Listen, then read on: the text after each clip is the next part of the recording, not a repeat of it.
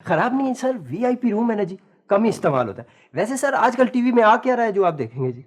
वैसे मैं ठीक करा दूँगा जी, हाँ, वो कह के ठीक करा दूँगा, कोई ऐसी बात नहीं सर। जी सर। सर एसी तो खैर आप इस्तेमाल ही नहीं करेंगे। तो क्या ये भी खराब है? नहीं, नहीं खराब नहीं है सर, वो बारिश की वजह से करंट आ गया ना जी दीवारों में। तो शमीम साहब ने बंद कर दिया जी मेन स्विच, ताकि एयर कंडीशनर चले ही ना। जी सर, मैं ठीक करा दूँगा सर। हाँ, सर मैं वो ऐसा मसला नहीं है सर।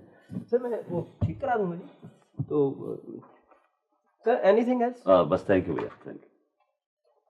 Sir anything else? मतलब पता है सर, हम बार-बार इसलिए पूछते हैं क्योंकि ये टीआईपी रूम है जी। अरे भैया ये टीआईपी नहीं वीआईपी। सर वो तो आपके लिए नहीं जी, हमारे लिए तो टीआईपी। सर अच्छा, यू नो। जी, जी। जी, जी। ये लो।